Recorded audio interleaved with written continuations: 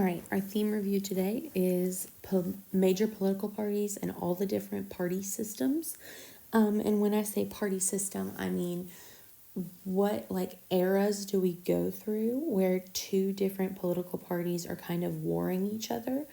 And we go through different eras where the political parties have different names, like Whigs or Democratic Republicans, or stick to our typical Democrat Republican, but they believe different things than the modern party system. So that's what we're going to go through as quickly as possible. I'll try not to yak so much. So our first party system right here is Federalists versus Democratic Republicans. This is the first party system because in the 1790s, we're a brand new baby country, and Washington basically says don't form political parties, factions are not good.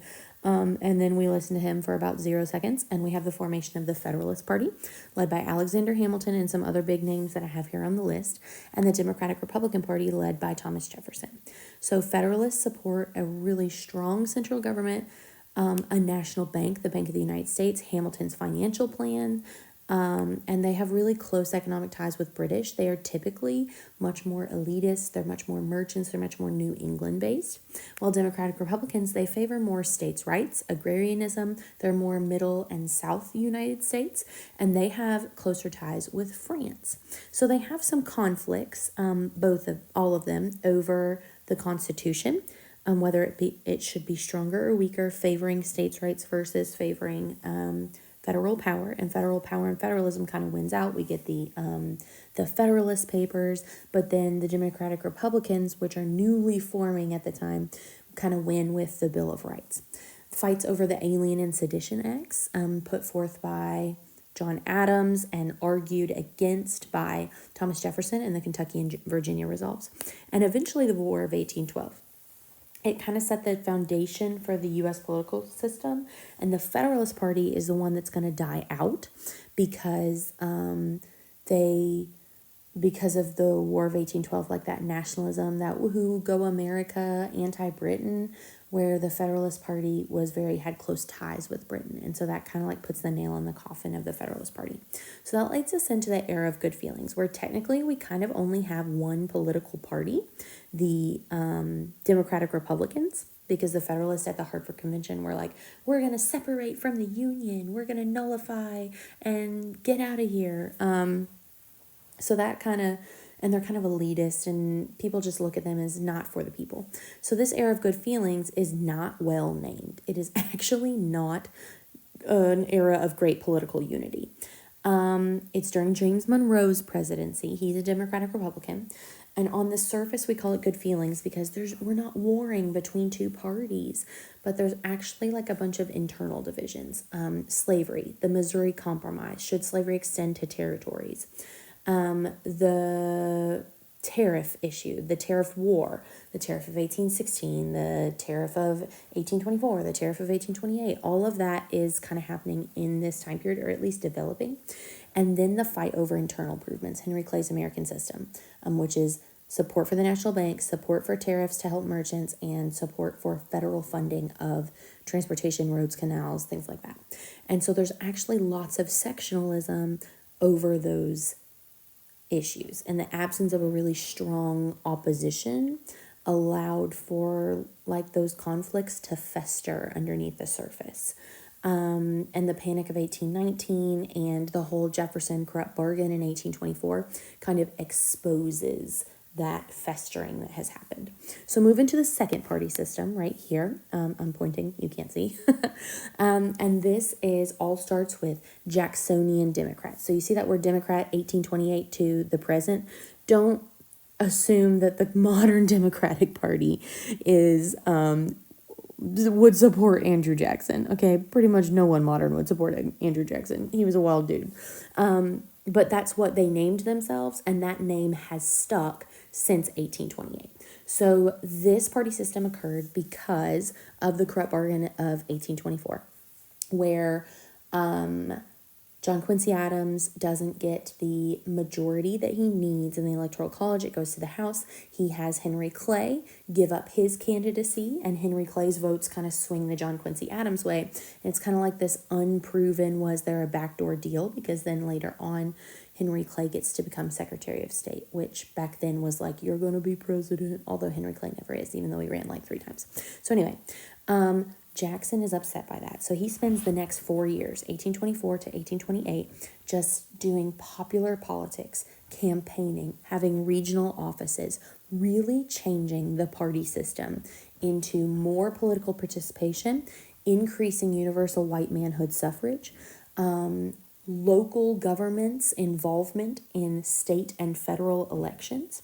So the Democratic Party at this time, it develops out of the split in the Democratic Republicans.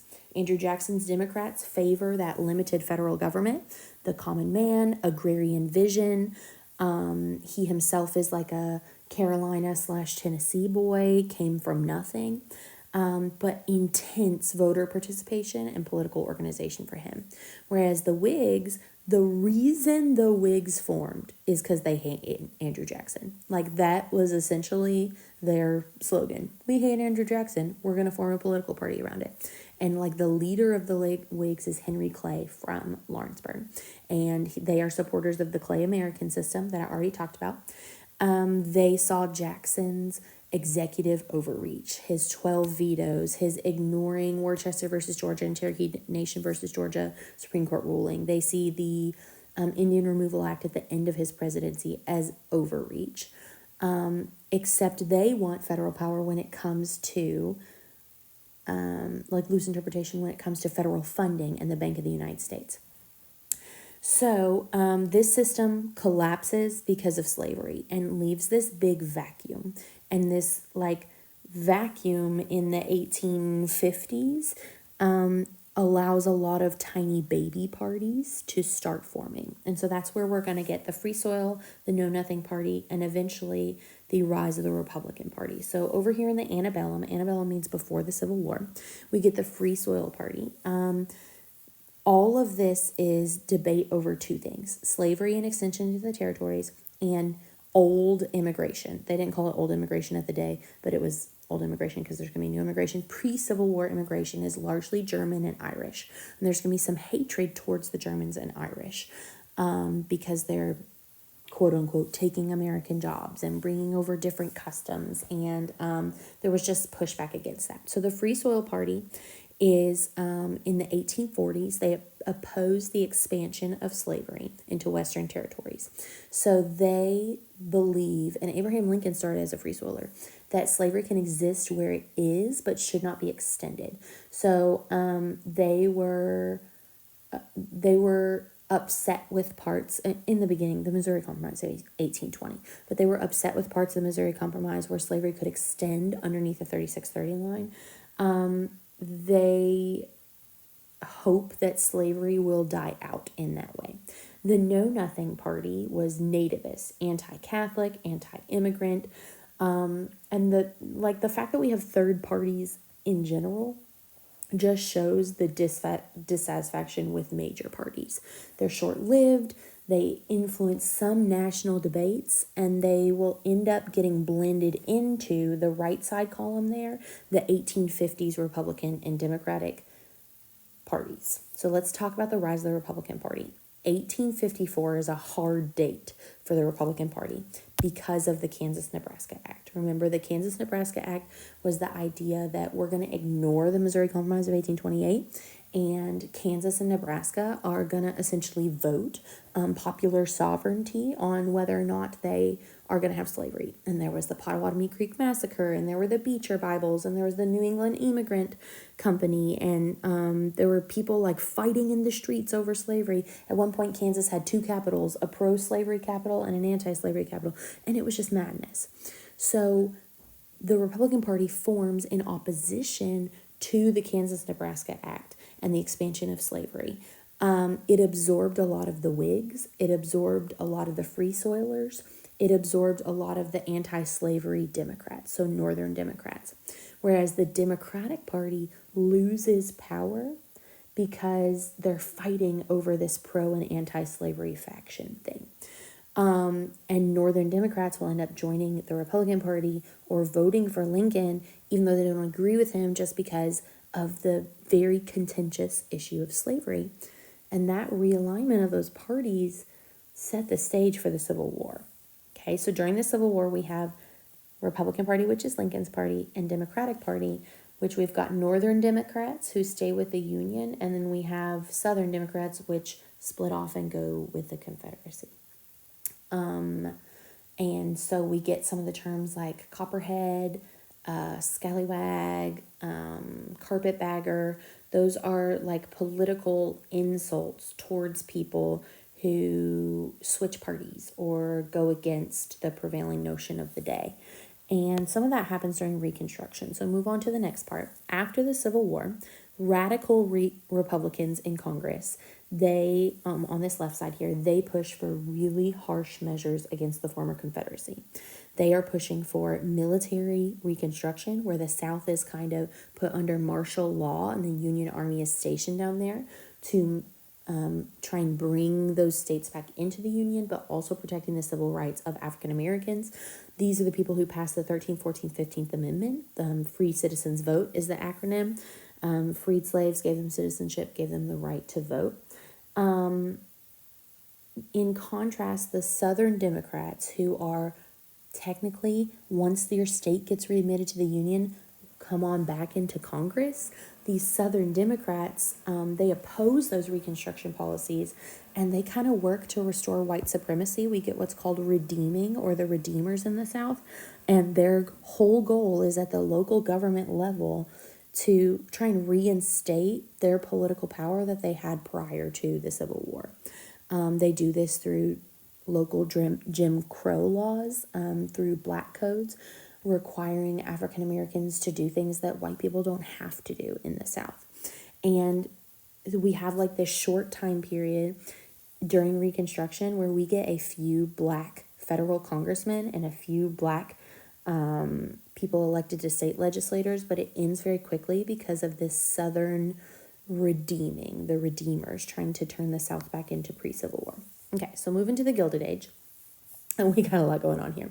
So first of all, what is the Gilded Age? It's a term coined by Mark Twain that describes the late 19th century when political corruption, economic inequality, all of that's happening. But on the surface, everything looks fine and wrapped in gold, gilded, because we're masking all the bad stuff with rapid industrial growth. Okay, the government's not involved in the economy, laissez-faire, they're letting it do what they want. We got robber barons, the idea that the rich people are exploiting these poor people, and they're more powerful than the president. At one point, the U.S. government literally borrows money from one of those robber barons, J.P. Morgan. So we still have our Republican Democrat names, but they believe different things in this time period. Republicans generally support tariffs and business interests. Again, everybody's kind of laissez-faire at this point. They support the gold standard. There's this big gold versus silver debate. Should we devalue our currency using silver and like flood the market, inflate prices? They support the gold standard and civil service reform. There was also this idea in some ways that the government is too corrupt because of things like nepotism, spoil system, that sort of thing. Should we require, like the Pendleton Act was, should we require that government employees pass some sort of test or meet some sort of standard for education? Now, the Democrats is a largely Southern party still during the Gilded Age. They appealed to the South, some urban workers, and actually some immigrants, because they are hoping for the lowering of tariffs to help consumers, which would help poor people get foreign goods for cheaper. And they're going to support some Southern farmers and just a more broad-based. But the political machines and the patronage system, the political machines in cities, that is what really rocks the Gilded Age. That is probably more important than Republican versus Democrat during the Gilded Age. It's political corruption, it's buying of votes, it's bribery to try and get people into power who maybe aren't of merit. Okay, the populist party is like this brief shining moment when it comes to third parties. The Populist Party emerged from farmers' economic distress. They feel like they're getting completely robbed by the big businesses, by the railroads, by the shipping companies, by the grain elevators and the storage facilities, especially in the South and the Midwest. They advocate for free silver, So adding silver to our system to inflate prices and help debtors pay back their money. Direct election of senators so that they have more power in federal Congress, a graduated income tax, and government ownership of railroads. And let me tell you, they don't in this time period get those things, but those ideas will bleed into the progressive era and they will get some of those things. They represent the working class, but more than anything, farmers. They're discontent with industrialists. They're discontent with like rampant capitalism, political and economic elites. They decline, like literally it's like a 6-year period, 1890 to 1896. They kind of morph, they kind of sell out to the Democratic Party, and the Democratic Party doesn't do what they need them to do to get everything completed. It's like third party spoils, like if we have a third party, it's going to take away from a certain party. They kind of get blended in with the Democrats. Moving on to the progressive era. I'm trying to go fast. Sometimes this is called the Bull Moose Party. Hard date of 1912. Here's why. Teddy Roosevelt, after the Republican Party split, he's already been president twice. He comes back because he doesn't like what Taft was doing.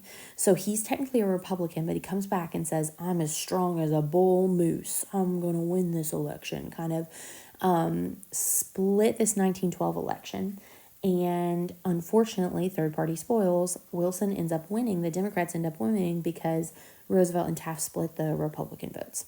But the Bull Moose Party supports the 19th Amendment. Women's suffrage is rocking and rolling at this time, hasn't been ratified yet.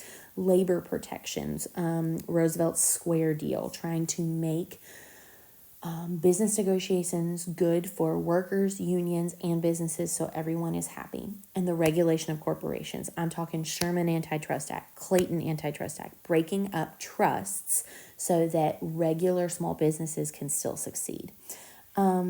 They kind of represent the broader progressive era of muckrakers and trying to fix social issues using the government. And they don't get a lot of leverage at the federal level because they split the Republican Party. So in the 1920s, the Republican Party rocks and rolls because it returns to laissez-faire capitalism and isolationism. So Harding, Coolidge, Hoover, they promote tax cuts, deregulating, taking some of those government-owned railroads and businesses and giving them back to private businesses. Very business-friendly. We're not going to watch the stock market. The stock market's doing great.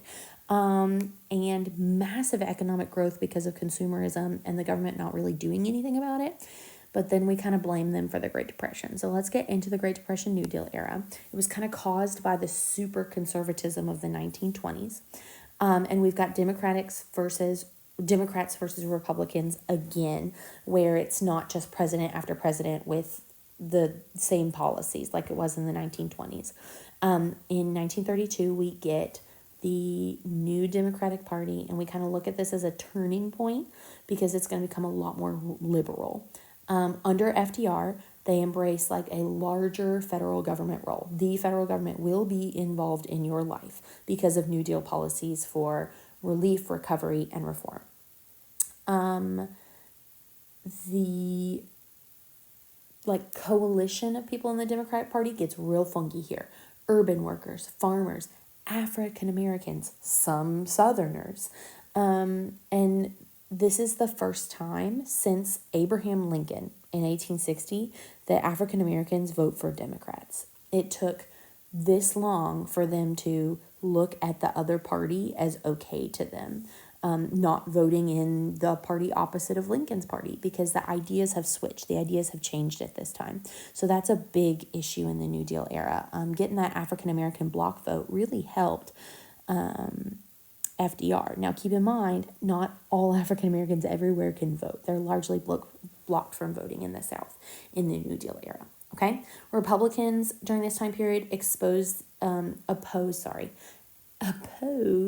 the expansion of government power. They don't want that deficit spending more than what they bring in taxes. They think the government should still be small, and we call that fiscal conservatism.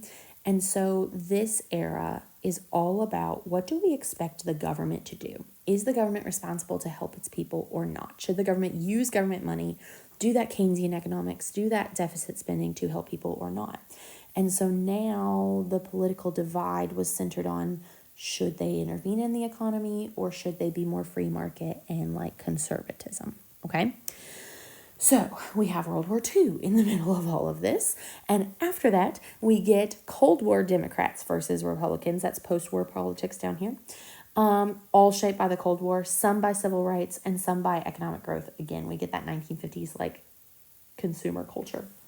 Democrats here, they support civil rights legislation, eventually Great Society programs like Medicare, Medicaid, environmental stuff like Clean Air and Water Act,